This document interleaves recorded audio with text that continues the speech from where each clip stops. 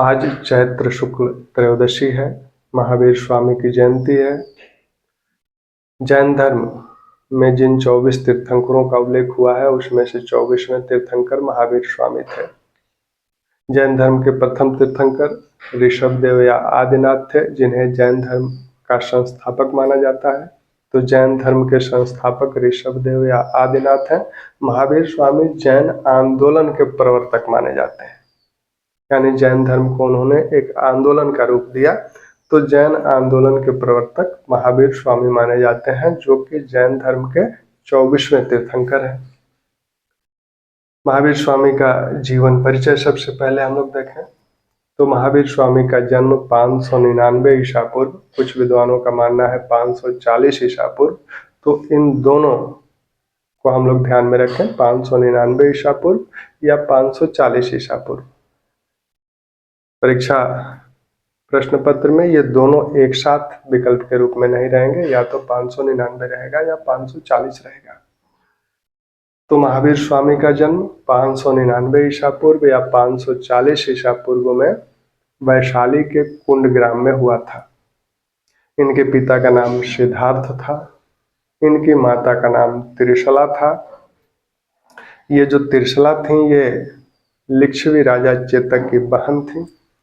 त्रिशला का एक नाम और विदेह दत्ता भी मिलता है। तो महावीर स्वामी की माता का नाम त्रिशला या विदेह दत्ता था। महावीर स्वामी की पत्नी का नाम यशोदा था। हालांकि जैन धर्म के जो दो प्रमुख संप्रदाय हैं, श्वेतांबर और दिगंबर, तो उसमें दिगंबर संप्रदाय का मानना है कि महावीर स्वामी अविवाहित थे, लेकिन श्वेतांबर संप्रदाय का मानना है कि महावीर स्वामी का विवाह हुआ था। उनकी पत्नी का नाम यशोदा था और उनकी एक पुत्री भी थी जिसका नाम प्रियदर्शना या अणुजा था। महावीर स्वामी के बड़े भाई का नाम नंदीवर्धन था और उनकी एक बहन भी थी जिसका नाम सुदर्शना था। तो महावीर स्वामी का जन्म 599 या 540 ईसा पूर्व में वैशाली के कुंडग्राम में हुआ था। पिता का नाम सिद्धार्थ था, माता का नाम त्रिशला या विदेह दत्ता था, पत्नी का नाम यशोदा था, बड़े भाई का नाम नंदीवर्धन था, उनकी एक बहन थी जिसका नाम सुदर्शना था।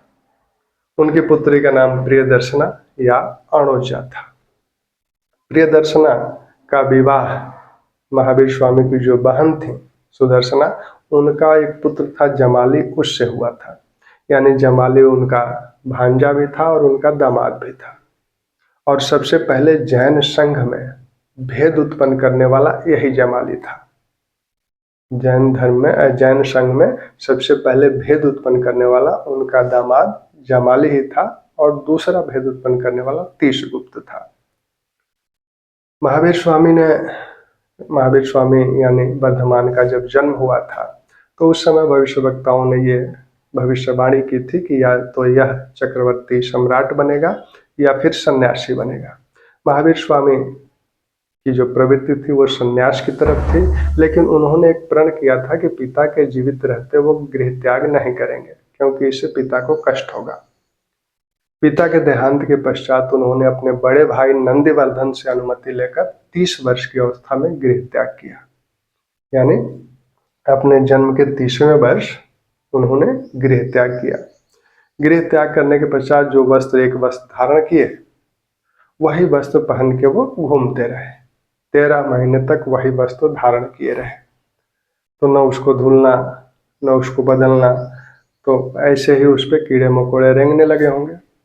तो उन्हें लगा कि ये हमें तपस्या में बाधा उत्पन्न कर रहा है, ज्ञान प्राप्ति में ये बाधा उत्पन्न कर रहा है। तो उन्होंने गृह त्याग के 13वें महीने स्वर्ण बालुका तट पर, स्वर्ण बालुका नदी के तट पर उस वस्त्र को उतार कर फेंक दिया। अब वो निर्वस्त्र होकर, नंगे होकर तपस्या करने लगे। 12 वर्ष गृह त्याग के 12 वर्ष के पश्चात उन्हें ज्ञान की प्राप्ति हुई। तो 30 वर्ष में उन्होंने गृह त्याग किया था। 12 वर्ष पश्चात यानी 42 वर्ष की अवस्था में उन्हें ज्ञान प्राप्ति हुआ। और यह जो ज्ञान प्राप्ति हुआ ऋजुपालिका नदी के तट पर शाल वृक्ष के नीचे उन्हें ज्ञान प्राप्त हुआ। ऋजुपालिका नदी तट पर शाल वृक्ष के नीचे महावीर स्वामी को ज्ञान प्राप्त हुआ। ज्ञान क्या प्राप्त हुआ? जो महावीर स्वामी ने जो उपदेश दिए, उससे जो भी ज्ञान उन्होंने प्राप्त किया था, अपने उपदेशों के माध्यम से उन्होंने लोगों को वो ज्ञान प्रदान किया। तो जैन धर्म के जो प्रमुख सिद्धांत हैं, यानी महावीर स्वामी के जो उपदेश हैं, उसकी बात हम लोग करेंगे।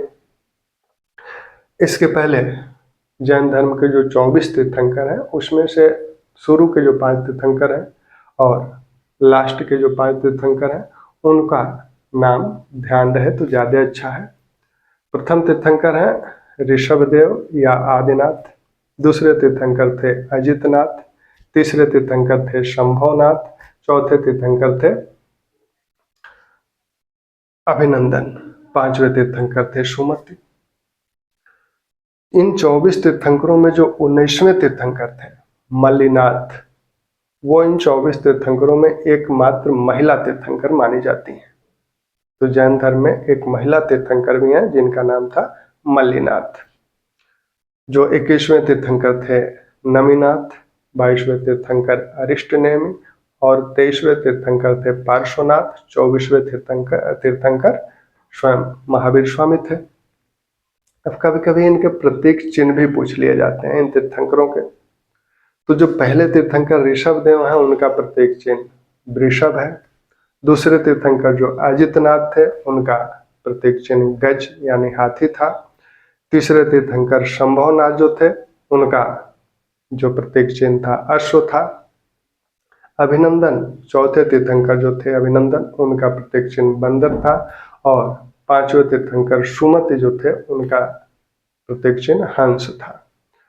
वैसे ही नमिनाथ 21वें तीर्थंकर जो थे, उनका जो प्रतीक चिन्ह है वो नीला कमल है।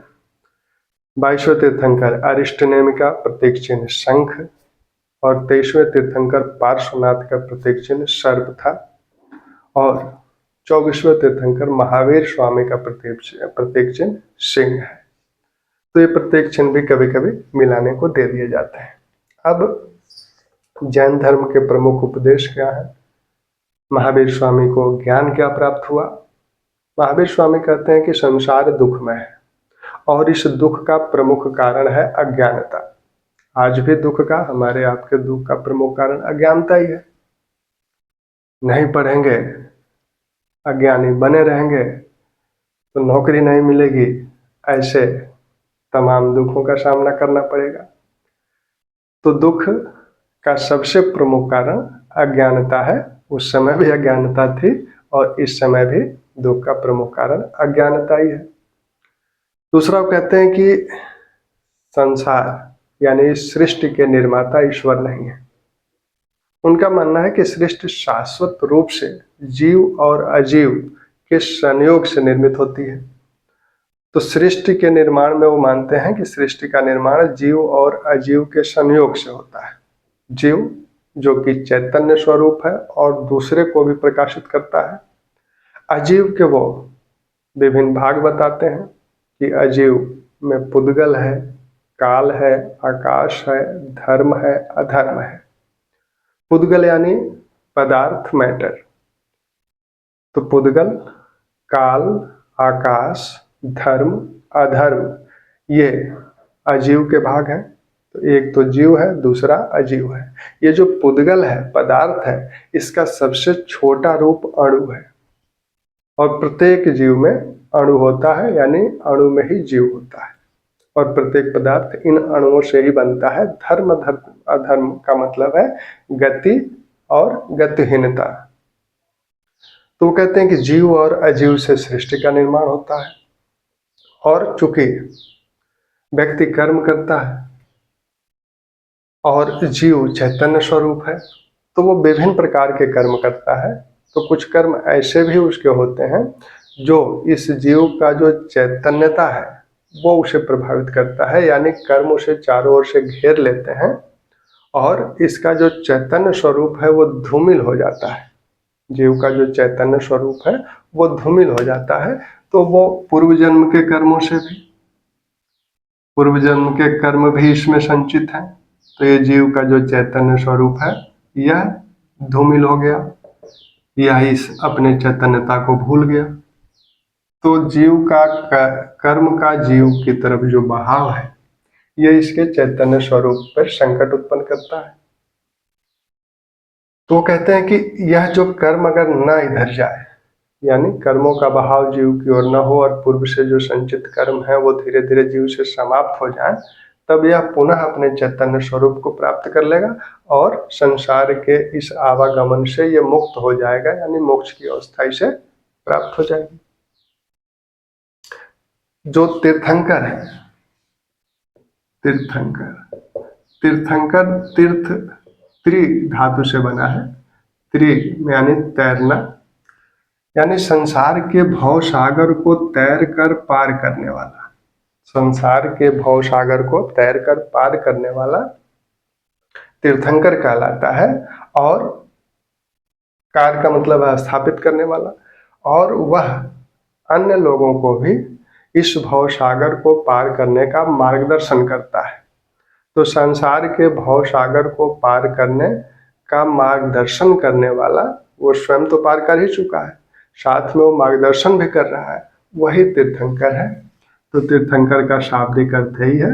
और जैन धर्म में कुल 24 तीर्थंकर बताए गए हैं।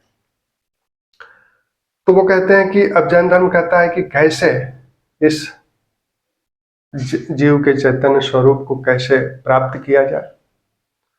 तो कहता है कि हमें पंच महाव्रतों का पालन करना होगा और त्रिरत्नों का पालन करना होगा। जैन धर्म में त्रिरत्न बताए गए हैं। त्रिरत्न में सम्यक